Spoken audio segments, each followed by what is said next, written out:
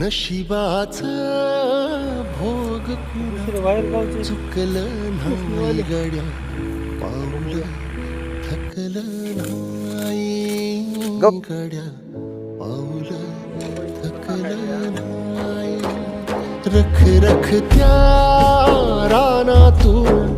थोडं पुढं जाऊ गड्या पाऊल थकलं नाही गड्या पाऊल थकलं नाही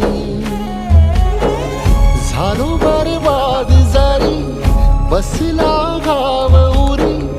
कलेची आग सार जाळून बी जाईना अडला घास असा